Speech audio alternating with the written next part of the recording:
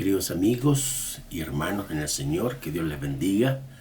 Nuevamente es grato poder estar acá con ustedes y que nos permiten acercarnos a través de la vía remota o así de esta forma para compartir la palabra del Señor, palabra viva y eficaz y que apunta a formar nuestro espíritu, nuestro carácter y seguir el modelo de nuestro Señor Jesucristo, quien es nuestro ejemplo integral en todas las áreas de nuestra vida, ya que el ser humano no es un hombre ético, no es ejemplo para nosotros. El apóstol Pablo hace un contraste entre el primer Adán, que Dios creó, que vivió en el Génesis, y el segundo Adán, presentando a nuestro Señor Jesucristo como quien cumplió 100% en todas las áreas de su vida y que dejó un ejemplo, un modelo a seguir para todos aquellos que deseamos hacer la voluntad de Dios. Hoy vamos a compartir el texto de 2 de Corintios, capítulo 12, los versos 11 al 18, que dicen así: Me he hecho un necio al gloriarme, ustedes me han obligado a ello, pero yo debía ser reconocido por ustedes, porque en nada he sido menos que aquellos grandes apóstoles, aunque nada soy. Con todo, las señales de apóstol han sido hechas entre ustedes en toda paciencia por señales, prodigios y milagros. Porque ¿en qué habéis sido menos que otras iglesias, sino en que yo mismo os he sido carga? Perdonadme este agravio. He aquí, por tercera vez, estoy preparado para ir a ustedes y no seré gravoso, porque no busco vuestro o lo vuestro, sino que a ustedes, pues no deben atesorar los hijos para los padres, sino los padres para los hijos.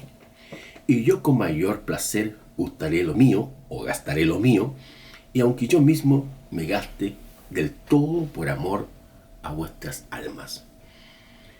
Pero admitiendo esto, que yo no soy una carga, sino que como estoy astuto, dice, o como soy astuto, os prendí por engaño. ¿Acaso no he engañado a alguno de ustedes? En ninguna manera. Rogué a Tito y envié con él al hermano. ¿Os enseñó algo Tito? No, hemos concedido lo mismo del Espíritu y de las mismas pisadas. Este pasaje habla sobre el tema de el apóstol de Cristo. Ahora, viendo un poco lo que son los evangelios sinópticos, es decir, Mateo, Marcos y Lucas, y también la presentación del evangelio de San Juan, podemos encontrar algunas evidencias de lo que significó ser un apóstol. En primer lugar, era alguien que ha sido llamado por nuestro Señor Jesucristo en su ministerio terrenal. Es decir, cuando Jesús cumplió los 30 años, según la narrativa y la investigación que hizo, Lucas, nuestro Señor Jesucristo, llamó a personas para que estuvieran con Él y para enviarlos a predicar, dice Marcos en el capítulo 1. Por lo tanto, un verdadero apóstol de esa época era alguien que fue llamado en el ministerio terrenal de Jesús, que duró aproximadamente 3 años. En segundo lugar, fue alguien que fue testigo de la resurrección de Jesús. Y el Señor Jesús, una vez que Él resucitó entre los muertos, se apareció a Pedro, a Juan, a Jacobo, y en varias ocasiones se apareció en el aposento alto, hablándoles del reino de Dios. Eso dice el Evangelio de Lucas y también los primeros capítulos del libro de los Hechos del Espíritu. Además, los apóstoles de ese tiempo fueron personas que fueron inspiradas por Dios Espíritu o por el Espíritu Santo para escribir lo que son los textos del Nuevo Testamento que tenemos: Mateo, Marcos, Lucas y Juan, el libro de los Hechos, las epístolas del apóstol Pablo, las epístolas del apóstol Pedro, las epístolas del apóstol Juan y el libro de Apocalipsis, que es el texto que cierra el Nuevo Testamento. Entonces, esas exigencias que notamos aquí y que son parte del texto, se menciona una más acá. y es la que tiene que ver con los prodigios, señales y milagros que evidenciaban que efectivamente nuestro Señor Jesucristo había llamado a estos hombres. Entonces, hoy día, en el texto sagrado, vamos a ver lo que serían algunas características de un apóstol que cumple el perfil bíblico, no aquello que nosotros podríamos pensar de lo que es realmente un apóstol, sino alguien que está bajo la normativa bíblica teológica. Ahora, quizás hacer algunas precisiones más. Cuando hablamos de la construcción, o lo que pensamos, o lo que decimos acerca de un tópico, tenemos que ir siempre primero a las Sagradas Escrituras, porque la Biblia es la base de donde construimos adecuadamente lo que son los pensamientos, la doctrina de la iglesia del siglo presente. Entonces, no es cosa que lo que yo digo, no es lo que a mí me parece, sino que dice las Sagradas Escrituras. En segundo lugar, desde el punto de vista hermenéutico, los textos del Antiguo y del Nuevo Testamento todos son inspirados por Dios. La palabra del Señor dice: toda la Escritura es inspirada por Dios y útil para enseñar, para redarguir, para corregir en justicia. Eso le da peso teológico a lo que son las Sagradas Escrituras. Pero cuando existe tensión entre una verdad veterotestamentaria y neotestamentaria, es el texto del Nuevo Testamento que tiene más luz, más profundidad y más sublimidad con respecto a una verdad del Antiguo Testamento. Por ejemplo, en el Antiguo Testamento, para acercarse a Dios, había que matar un cordero, un animal o cualquier algo que toda la persona tenía que llevar para expiar su pecado o para cubrir el pecado. Pero el Nuevo Testamento dice que Jesucristo es el único sacrificio por nuestros pecados. Es así como Juan el Bautista dice, hablando de Jesús: he ahí el Cordero de Dios que quita el pecado. Entonces ahí está la tensión, ¿ven? Hoy día, según el Nuevo Testamento, no tenemos que acercarnos a Dios con un cordero para expiar nuestros pecados, sino que 1 Juan 1:9 establece que si confesamos nuestros pecados, Él es fiel y justo para perdonarnos y limpiarnos de toda verdad. Es el texto sagrado entonces del Nuevo Testamento que tiene más luz, más profundidad, más exigencia y más sublimidad acerca de las verdades del Antiguo Testamento. Entonces, el texto que acabamos de leer nos presenta algunas características de lo que sería un apóstol. En primer lugar está la humildad. El versículo 11 dice: me he hecho un necio al gloriarme. Ustedes me obligaron a ello, pues yo debía ser alabado por vosotros, porque nada he sido menos que aquellos grandes apóstoles, aunque nada soy. Fíjese, Pablo en un sentido presenta lo que son aquellos grandes apóstoles con los cuales él trabajó cerca, por ejemplo, con el apóstol Pedro. Y ahí notamos que Pablo se menciona esos grandes apóstoles, el apóstol Juan, Jacobo, Mateo y otros. Pero Pablo dice: yo nada soy. La humildad que viene a ser algo tan característico del modelo de Jesús. El pasaje de Mateo nos habla acerca de el Señor Jesús. Dice: aprended de mí, que soy manso y humilde, y hallarán descanso para vuestras almas. ¿Qué dice acerca de Jesús? ¿O qué significa una persona manso? Es una persona dócil, es una persona asequible, y la humildad tiene que ver con alguien que se postra delante de Dios. Es aquella persona que tiene un corazón receptivo frente a las demandas que son propias del Evangelio.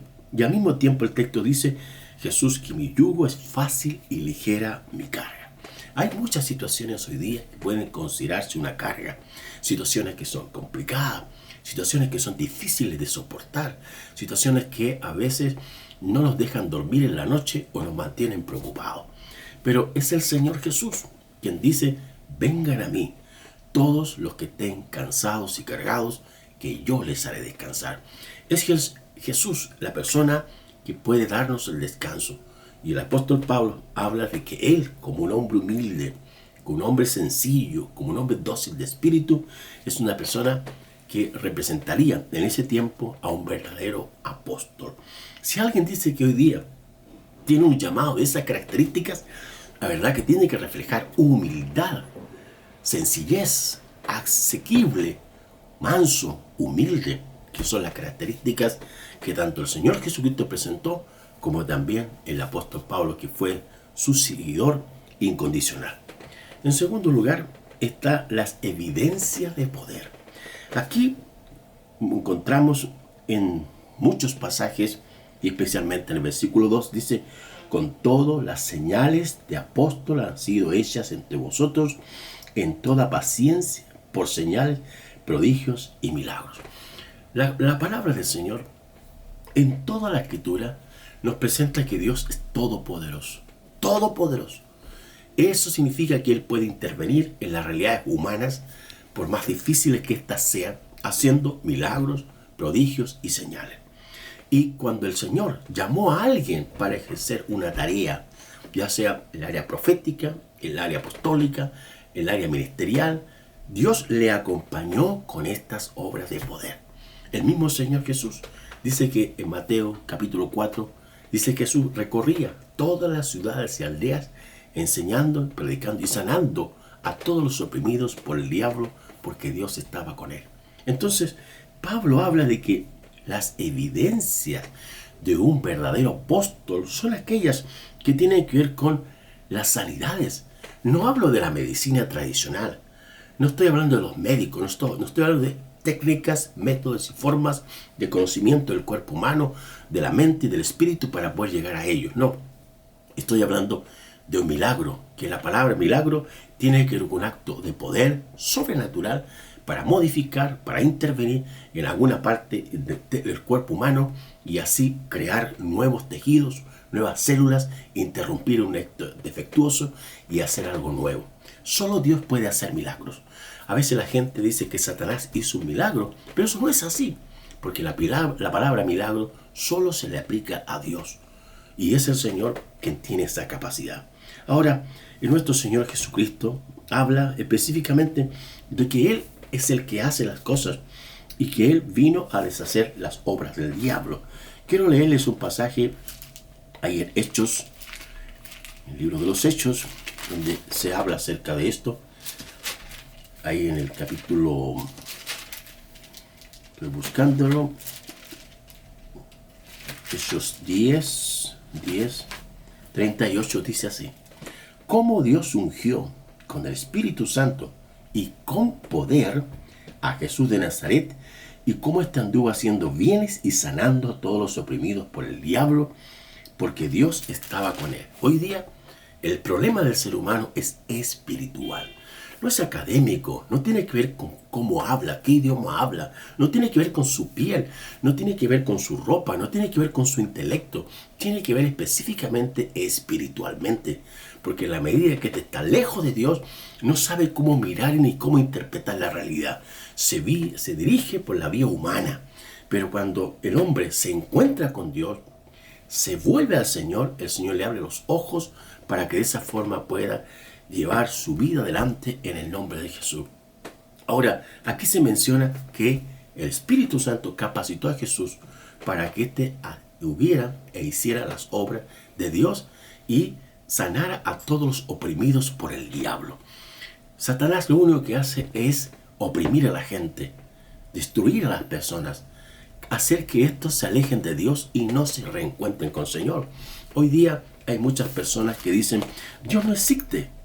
Y la verdad que el pasaje bíblico del Salmo poético, donde muchas personas a veces critican y dicen: ¿dónde está Dios? Si Dios existiera, Él tiene que intervenir.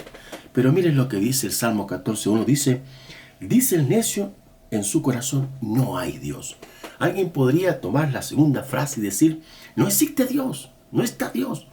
Nosotros nos mandamos y hacemos lo que queremos, pero hay que leer el contexto. Y dice: el necio en su corazón dice: no hay Dios. Porque la palabra del Señor muestra que efectivamente Dios Todopoderoso está ahí. Ahora, a veces las personas no es que quieran expresar radicalmente que no quieren creer en Dios, sino que han habido problemas con los padres, con el entorno social, con el entorno económico, han sufrido violencia intrafamiliar, han sido a veces quebrantadas partes íntimas de sus vidas y se molestan, no contra Dios, sino contra esas personas, porque en el fondo Dios está ahí igual para sanar, para liberar y para curar sus heridas. Por lo tanto, las evidencias de poder son parte del acompañamiento de un verdadero apóstol de Cristo. Y en tercer lugar, como característica de un apóstol de Cristo está un buen administrador financiero. En el versículo 14 dice: he aquí, por tercera vez estoy preparado para ir a ustedes, y no les seré gravoso, porque no busco lo vuestro, fíjese, sino ustedes, pues no deben atesorar los hijos para los padres, sino los padres para los hijos. Dice: y yo con mayor placer gastaré lo mío, y aún yo mismo me gastaré del todo por amor a vuestras almas. Qué interesante, hermanos, cómo el apóstol Pablo tenía claro en cuanto al orden y el uso correcto de los recursos de Dios. Para él, lo más importante era que él no andaba buscando a las personas, no andaba buscando lo que las personas tenían, sino a las personas, porque lo más importante son para Dios las personas y no lo que tienen. Porque a veces en nuestro contexto social la gente evalúa a otros por su autoridad, por su rango, por lo que saben y no por como personas que son realmente. Eso es lo importante para el apóstol Pablo. Ahora, fíjense que él habla de los recursos de Dios para usarlos para el ministerio, para usarlos para evangelizar. Y nuestro Señor Jesucristo fue y es el ejemplo bíblico. Ahí Mateo 17, 24 al 27 tiene una pregunta, una situación que va acompañada con el apóstol Pedro o con Pedro al templo, y él habla de los impuestos. Y la palabra del Señor enseña que nuestro Señor Jesucristo pagó los impuestos. ¿Ya? Es una persona que tuvo un orden adecuado acerca de las finanzas. ¿Cuántas personas hoy día tienen un mal uso de lo que son los recursos económicos? No saben, están endeudados porque no han aprendido a ordenar adecuadamente lo que son los recursos que Dios ha puesto en sus manos. Y no es cosa de tener más o tener menos, sino que lo que Dios ha puesto en nuestras vidas, tenemos que aprender a administrarlo. Tenemos que aprender a cumplir con el Señor. Tenemos que pagar los impuestos del cual el país que vivimos. Y de esa forma, ser personas que nuestra economía esté sana, ordenada y recta delante del Señor y delante de las personas. Hemos hablado hoy sobre lo que significa ser un apóstol de Cristo, donde sus virtudes son la humildad, donde el poder de Dios se manifiesta reiteradamente apoyando su ministerio, y al mismo tiempo son gente honesta, íntegra, que administra correctamente los recursos de Dios. Oremos.